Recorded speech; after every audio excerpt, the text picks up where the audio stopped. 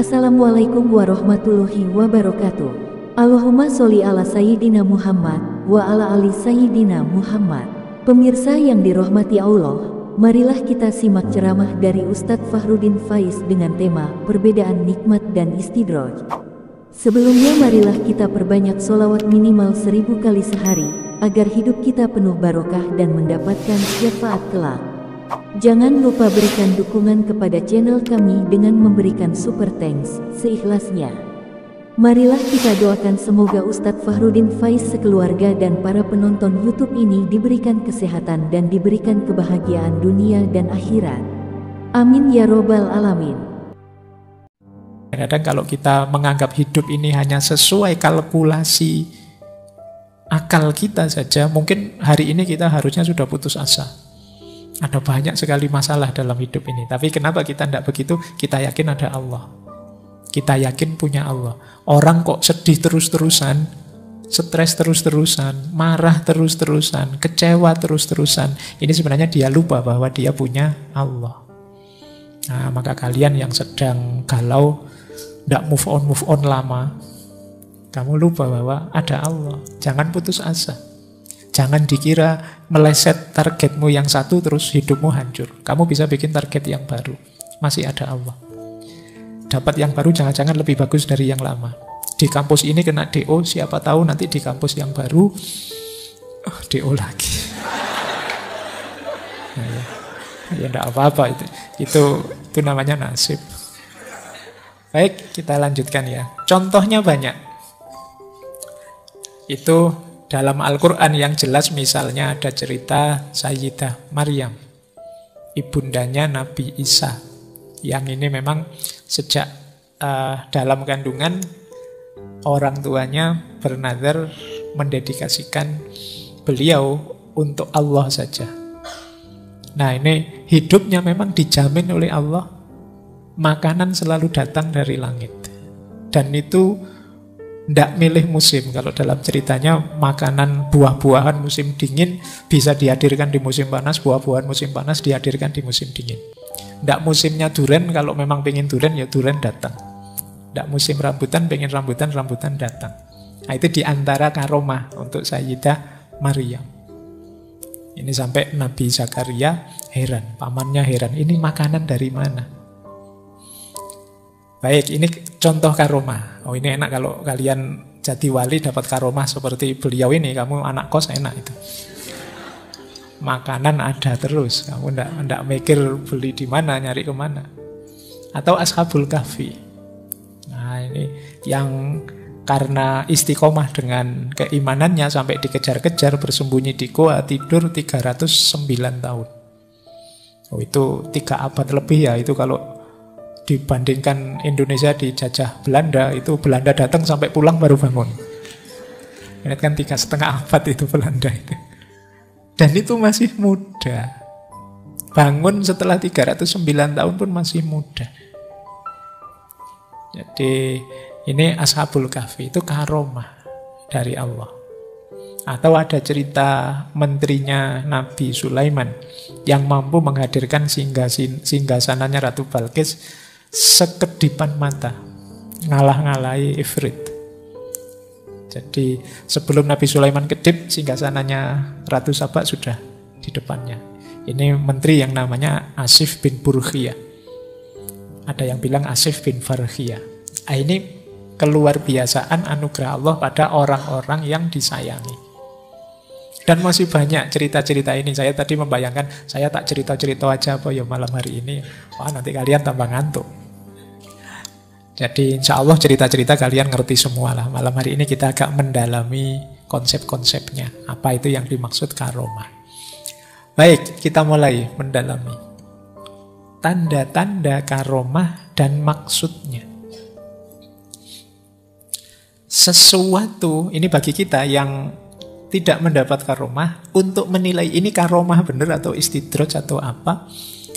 Yang pertama apa? Orang yang menerima ini memang orang soleh. Itu karomah. Bukan berarti kayak kita tidak terlalu soleh, ini tidak mungkin luar biasa. Tapi kalau yang untuk kita kan namanya ma'unah. Tapi kalau itu karomah, pastikan ini orang soleh. Jadi Pak, tetangga saya itu tidak pernah sholat loh Pak, tapi karomahnya, ya bukan karomah kalau itu. Jadi karomah itu hanya untuk wali-walinya Allah, berarti dia harus orang soleh. Ada lagi yang kedua, tidak secara khusus berdoa, meminta, melatih diri untuk mendapat keistimewaan itu. Jadi ini memang insidental, diberikan langsung oleh Allah. Maka yang latihan-latihan, Pak saya latihan biar tidak mempan dibacok Pak, saya kayak gitu, itu mungkin ada, tapi namanya bukan karomah. Karomah itu memang sesuai kebutuhan saja, ketika Allah menganggap kekasihnya ini butuh, itu diberi saat itu juga. Dan itu nyambung dengan ciri ketiga, tidak bisa dipamerkan, tidak bisa disombongkan. Ya persis seperti ketika Nabi Musa mukjizat, tongkatnya dipukulkan laut, terus lautnya terbelah. Itu kan insidental, saat itu Nabi Musa diberi petunjuk, disuruh mukulkan tongkatnya di laut. Jadi sepenuhnya prerogatifnya Allah, kapan, di mana, seperti apa. Bukan latihan, juga bukan melalui riyadhah lama minta bisa ini, ya Allah saya minta bisa melihat yang gaib-gaib, ya Allah, bukan itu. Jadi karomah itu sepenuhnya anugerahnya Allah. Jadi ya tongkatnya Nabi Musa tadi setelah dipakai itu terus kamu coba, sih nyoba, ayo terbelah, besok nyoba lagi, ayo buat main-main gitu, tidak bisa dipamerkan. Jadi dia sifatnya insidental, memang anugerah Allah, sewaktu-waktu ketika Allah menganggap kekasihnya ini butuh, itu diberi. Makanya tidak bisa dipamer-pamerkan. Tidak bisa kok, oh saya wali loh, coba lihat saya bisa jalan di atas air nih, itu dipamerkan. Tidak bisa begitu. Jadi ciri sederhananya, orangnya memang soleh, bukan sesuatu yang memang diminta lama atau dilatihkan lama. Dan yang ketiga, tidak dipamer-pamerkan. Ini namanya karomah. Terus maksudnya apa sih? Karomah itu dianugerahkan oleh Allah secara umum, targetnya 3. Jadi pasti itu tidak sekedar keuntungan atau kesenangan atau senang-senang saja bagi orang yang dicintainya, tapi lebih pada untuk meningkatkan tambah mantap, tambah Allahu Akbar, betapa Allah itu maha kuasa. Manusia yang secara fisika, matematika tidak mungkin bisa jalan di atas air, ternyata bisa. Orang tambah yakin. Ini target pertama. Jadi hadirnya karomah menambah mantap keimanan seseorang. Yang kedua, hadirnya karomah menambah percayanya orang pada para wali ini. Jadi sehingga ketika para wali ini dakwah lebih mudah diterima. Misalnya Kanjeng Sunan Kalijogo yang bisa bikin tiangnya Masjid Demak hanya dari tatal, yang sampai hari ini itu kan kita bisa melihat masjid semegah sekokoh itu tiangnya hanya dari tumpuan kayu yang dirangkai. Oh, ini kan tidak sembarangan, kok kamu nyoba ya pontang-panting. Ilmu arsitektur yang mana ya kesulitan bikin itu. Ini semacam karomah, yang tidak sembarangan orang bisa. Nah, ketika orang ngerti, wah ini berarti beliau memang waliullah. Itu kan ketika mengajak kita, mendakwahi kita, lebih mudah masuk. Jadi ini jadi wasilah, jadi sarana, orang tambah percaya. Ya karena masyarakat Jawa cara berpikirnya agak gaib, agak mistik, ya nanti banyak mukjizat karomah-karomahnya para wali itu ya seputar itu. Nah, yang ketiga, adanya karomah itu ya penegasan bagi wali ini tentang makomnya dan tuntutan untuk istiqomah. Berarti Allah menerima itu. Kalau dalam dunia tasawuf kan yang dilakukan seorang wali itu dari satu tahap ke tahap lain namanya makomat. Kesungguhan seorang wali mendaki makomat itu nanti disambut oleh Allah dengan namanya akhwal. Nah, karomah ini bagian dari akhwal tadi. Meskipun kalau dalam tasawuf, karomah ini kadang-kadang posisinya tidak sekedar anugerah, tapi juga ujian. Jadi kalian diberi karomah, misalnya kalian wali ya, diberi karomah itu bisa dimaknai juga sebagai ujian. Setelah dapat karomah terus apa ayo yang kamu lakukan? Kamu merasa sudah sampai tujuan, selesai, atau tambah istiqomah, atau lebih meningkat lagi istiqomahnya, atau apa. Ini namanya ujian. Kayak kalian lulus kuliah itu loh, sampai di 1 degree misalnya, lulus S1. Itu kan anugerah, tapi kan sekaligus ujian. Setelah lulus terus kalian mau apa terusan? Kemarin statusmu mahasiswa, sekarang naik makom jadi alumni. Saya tidak tahu jadi alumni itu makomnya naik atau malah turun. Tapi kan ganti makom sekarang. Ini kan semacam ujian. Dan terus apa yang kamu lakukan terusan dengan itu? Nah, makanya kalau dalam ilmu tasawuf itu karomah itu harus hati-hati yang mendapat karomah ini. Karena banyak yang terdistraksi di karomah ini. Begitu dapat karomah terus merasa selesai perjalanannya. Padahal karomah ini bukan akhir perjalanan. Masih panjang perjalanan menuju Allah. Baik. Jadi itu tanda-tandanya dan maksudnya. Kita lanjutkan. Nanti ada 2 jenis karomah. Yang pertama hissiyah, yang kedua maknawiyah. Hissiyah ini karomah yang sering teman-teman ceritakan karena bisa dilihat. Jadi hissiyah itu misalnya bisa membaca hatinya orang, pikirannya orang. Bisa menyebut nanti akan terjadi apa. Bisa apalah cerita jalan di atas air. Bisa ada di mana-mana. Sekarang di sini yang lain, oh saya lupa tadi ketemu Pak Faiz di sana kok. Sekarang sudah ada di sini. Oh yang di sana ya saya yang lain. Bagian. Nah ini ada jenis karomah. Ini namanya hissiyah. Jadi orang bisa mengindranya langsung, melihatnya langsung. Begitu saya ngomong kejadian. Nah, jalan harusnya waktunya lama. Misalnya Surabaya Jogja harusnya kalau naik tol 3 jam setengahan, ini setengah jam sudah sampai. Tadi tidur tidak tahu-tahu sudah nyampe. Nah itu kan hissiyah namanya. Kejadian luar biasa yang sifatnya indrawi. Hissi itu kan indra, panca indra. Nah, jadi ini jenis pertama. Biasanya yang teman-teman kejar itu kan yang ini. Ingin loh Pak, sekali-sekali saya punya kelebihan apa gitu. Bisa membaca pikirannya orang, bisa membaca hatinya orang kan. Ini hissiyah namanya. Saya tidak tahu kalian siap apa enggak. Misalnya kalian punya kemampuan membaca pikiran atau hatinya orang, itu siap enggak kalian? Kayak saya ini misalnya ngadep kalian itu pikiranmu kedengaran semua, jangan-jangan malah stres kamu. Sebanyak ini orang yang sana lihat saya sambil bilang, Pak Faiz itu kalau ngomong-ngomong apa itu ruwet. Lama sekali tidak selesai-selesai ngajinya. Kamu mungkin malah terdistraksi jadi tidak fokus. Kamu belum siap. Nah, apalagi kamu bisa berada di banyak tempat sekaligus, wis tidak bayang ke. Atau kamu bisa melihat apa min waroi hijab. Jadi meskipun ada penghalang, bisa tembus melihatnya. Tambah bahaya kalau kamu. Ini karomah hissiyah. Ada yang lebih sejati. Karomah itu namanya karomah maknawiyah. Mungkin kalian tidak terlalu tertarik, tapi justru inilah karomah yang dikejar-kejar oleh wali. Karomah maknawiyah itu adalah karomah yang hanya dirasakan, tidak hissi, orang lain tidak melihat, oleh yang mengalami langsung. Misalnya tambah istiqomah. Misalnya bersihnya hati dari buruk sangka, iri, dengki. Akhlaknya tambah baik. Oleh Allah dianugerahi akhlak mulia sepenuhnya. Ini karomah maknawiyah. Jadi ada 2 jenis karomah. Ada hissiyah, ada maknawiyah. Hissiyah oke untuk bukti dan macam-macam tadi. Maknawiyah jauh lebih hakiki. Nanti kita lihat pendapatnya para ulama tentang hissiyah dan maknawiyah ini.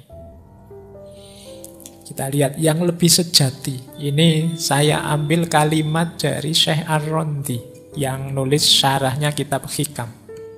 Kata beliau begini, adapun karomah hissiyah, semisal melipat bumi atau berjalan di atas air, tidak ada artinya sama sekali bagi orang-orang yang sungguh mengerti atau al-muhaqqiqin. Sebab sesuatu yang luar biasa seperti itu bisa timbul dari orang yang belum sempurna istiqomahnya. Seperti para murid yang baru bersuluk kepada Allah. Bahkan keanehan-keanehan itu bisa muncul dari orang yang tidak punya istiqomah sama sekali, seperti tukang sihir, para dukun, namun bukan sebagai karomah, akan tetapi sebagai istidraj dari Allah. Jadi kata Syekh Ar-Rondi, karomah-karomah hissiyah, yang itu kalau difilmkan mungkin luar biasa. Kalau ada film tentang para wali itu kan biasanya yang justru divisualkan kan karomah hissiyah ini. Yang bisa jalan di atas air, bisa menyakiti orang jarak jauh. Kata Syekh Ar-Rondi, ini tidak luar biasa. Banyak orang bisa melakukan itu meskipun dia bukan tergolong orang yang istiqomah.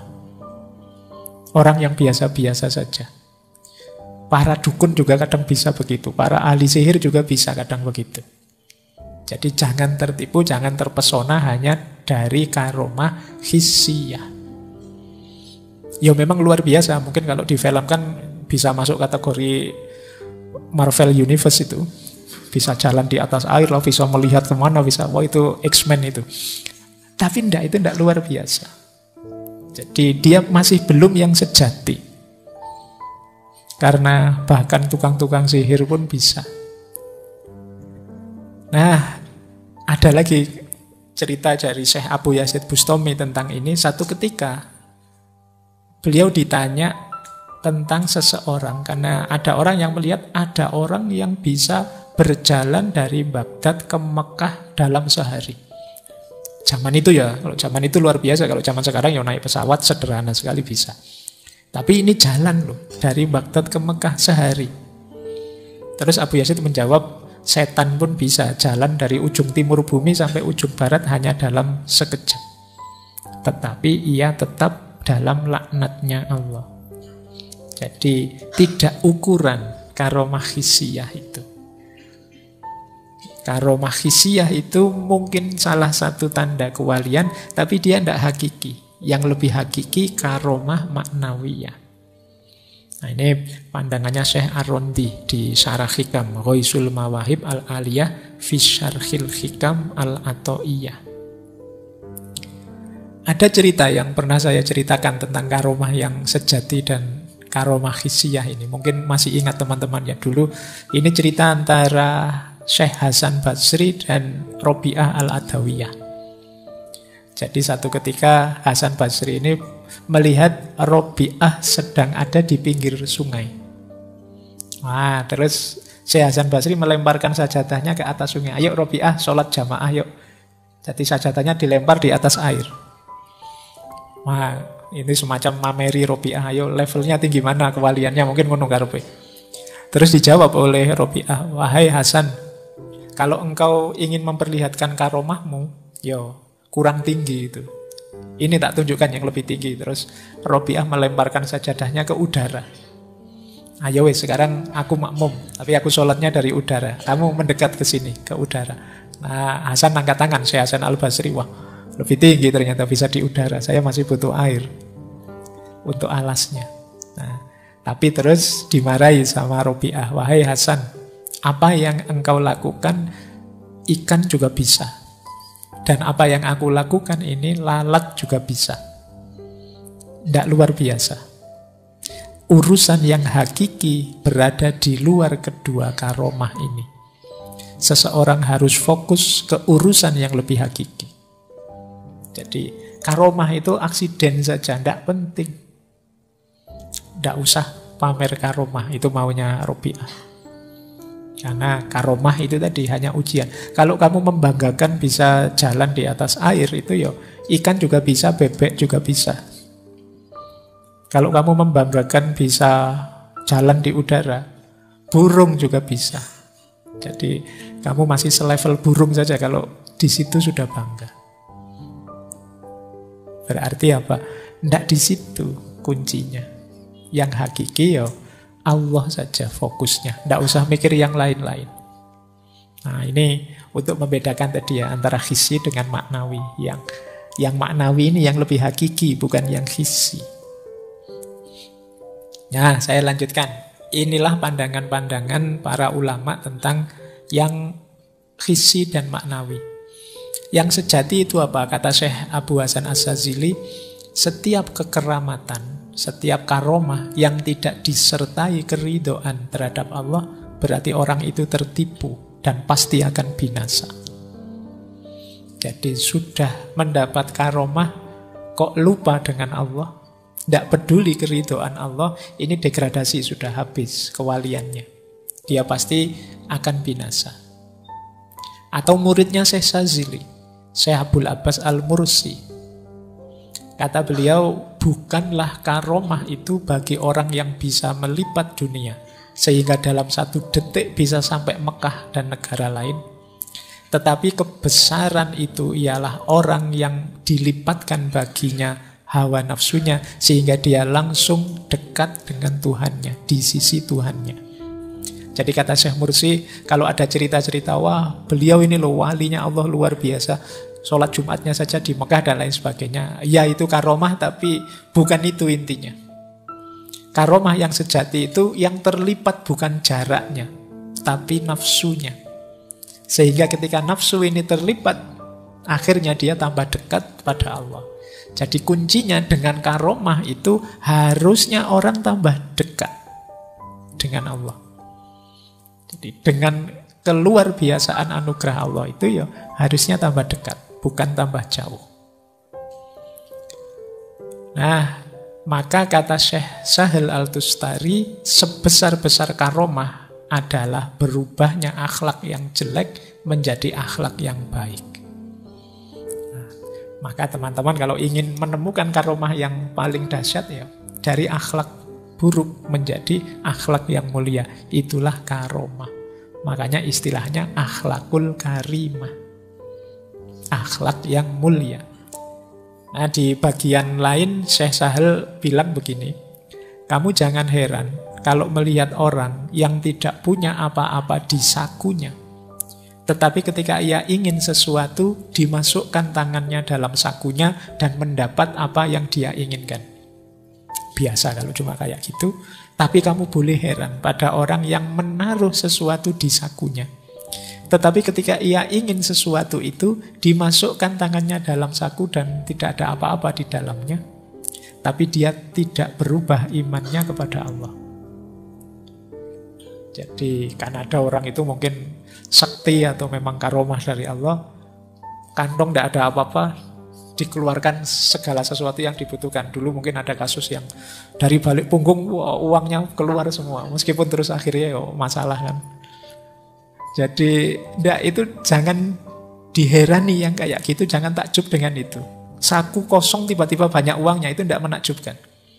Yang menakjubkan itu saku banyak uangnya, kamu sering sedekah sehingga pas kamu sendiri butuh, tidak ada isinya. Itu pun kamu tetap imanmu, syukurmu pada Allah tidak berubah. Ini yang hebat, kata Syekh Tustari. Nah, sayangnya kita ngertinya ini sekarang ya. Kok coba kemarin pas kasus-kasus penggandaan uang dan lain sebagainya itu teman-teman ngerti ini, mungkin nggak banyak yang tertipu. Kita sering tertipu kalau ada kantong kosong tiba-tiba isi. Uang digandakan ya kita, wah takjubnya luar biasa. Enggak, itu tidak mengagumkan, kata Syekh Tustari. Yang mengagumkan adalah kantong yang semula isi, pas kita butuhkan malah kosong. Karena kita mungkin rajin sedekah, kita dermawan. Itu pun kosong, kita juga tidak meratap, tidak nangis, kita tetap beriman, tetap bersyukur pada Allah. Inilah tanda bahwa kita sedang dapat karomah yang sejati, karomah yang maknawi tadi, tidak yang hissi. Oke, terus. Nah, sekarang kita buka sebentar Syekh Ibnu Athaillah As-Sakandari, kitab Hikam. Karomah itu memang kadang diberikan pada yang masih belum istiqomah. Kata beliau, rubbama ruzikol karomata man lam takmullahul istiqomah. Terkadang Allah memberikan karomah pada orang yang belum sempurna istiqomahnya. Ini tadi yang disebut ujian tadi. maka hati-hati. Misalnya teman-teman baru saja ingin dekat dengan Allah, baru sadar. Ya baru minggu lalu saja rajin tahajud, tiba-tiba kok terus jadi sekti misalnya. Omonganmu kok terus wujud, kabul. Wah, jangan berhenti. Pak, saya itu baru tahajud seminggu loh Pak. Ternyata yang saya omongkan terbukti semua Pak. Wah, berarti luar biasa saya. Makomku sudah tinggi berarti sekarang. Nah, ini yang meleset. Ya memang kadang-kadang Allah memberikan itu sebagai ujian. Jadi kalau diuji dengan kesulitan kan mungkin kamu waspada. Tapi diuji dengan anugerah mungkin kamu lupa. Jadi kamu merasa tinggi, kamu merasa sudah sampai. Padahal belum apa-apa. Padahal saya tidak berdoa apa-apa loh Pak. Ternyata diluluskan saya ujiannya. Ranking 1 lagi. Teman saya yang puasa Senin Kemis tahajud ya malah rankingnya di bawah saya. Berarti mungkin makom saya memang lebih tinggi loh Pak. Kamu nyari-nyari kelebihan. Mungkin karena jangan-jangan saya ini meskipun ibadahnya tidak bagus, mungkin hati saya jangan-jangan ikhlas ya Pak. Atau kamu nyari kebaikanmu sendiri. Padahal belum. Anugerah yang diberikan oleh Allah itu mungkin hanya ujian dari Allah. Kalau kamu diberi enak, masih ingat Allah enggak? Masih ingin dekat terus dengan Allah enggak? Kalau diberi susah, ya biasanya ya otomatis. Tapi kalau diberi enak, diberi anugerah. Nah maka kalau menurut Syekh Ibnu Athaillah, ya memang kadang-kadang karomah diberikan pada yang belum sempurna istiqomahnya. Maka kata Syekh Ibnu Athaillah, seorang murid itu sebaiknya tidak mengharapkan karomah. Jangan jadikan karomah itu target cita-cita. Dan jangan tertipu dengan munculnya karomah pada diri kita. Karena keistimewaan yang diberikan pada murid yang belum sempurna istiqomahnya bisa jadi hanya ma'unah atau bahkan istidroj. Karena hakikat karomah itu istiqomah. Jadi saya belum istiqomah kok dapat anugerah luar biasa, jangan-jangan itu istidroj. Atau belum bisa disebut karomah, hanya ma'unah. Maka jangan berhenti perjalananmu. Teruskan berjalan. Itu hanya bonus, itu hanya godaan. Kalau teman-teman mencermati cerita-cerita wayangnya para wali, itu ketika tokoh-tokoh wayang ini misalnya Arjuna atau Pandawa sedang mencari ilmu, tirakatan, semedi di mana, itu selalu godaannya enak-enak. Tidak ada kok godaan gak enak. Ditemuin bidadari, ditawari kekayaan, yang gini-gini godaannya. Nah ini karomah itu posisinya bisa semacam ini. Jadi bisa menggoda kita. Itu persis seperti Syekh Abdul Qadir Jailani yang mungkin minggu lalu saya ceritakan, yang ketika sedang asik sholat tahajud tiba-tiba mendengar suara, "Wahai Abdul Qadir, kamu sudah tamat, sudah tuntas ibadahmu. Kamu sekarang boleh, tidak perlu sholat lagi, jangan melakukan ibadah lagi, sudah selesai." Nah, untungnya Syekh Abdul Qadir Jailani memang fokusnya hanya Allah saja. Diperintahkan tidak ibadah itu kan sama saja disuruh menjauh dari Allah. Sehingga pasti dia tidak mau. Jadi ini rumus pertama bagi teman-teman yang sedang melakukan perjalanan dekat dengan Allah. Kalau di awal-awal sudah merasa dapat banyak sekali anugerah yang luar biasa, Pak saya baru saja mengistiqomahi puasa Senin Kemis, belum 1 bulan. Ternyata saya dapat rezeki yang luar biasa. Nah itu hati-hati, jangan tertipu di situ. Jangan-jangan itu bagian dari ujian peringatan dari Allah untuk melanjutkan perjalanan. Tidak mandek di situ.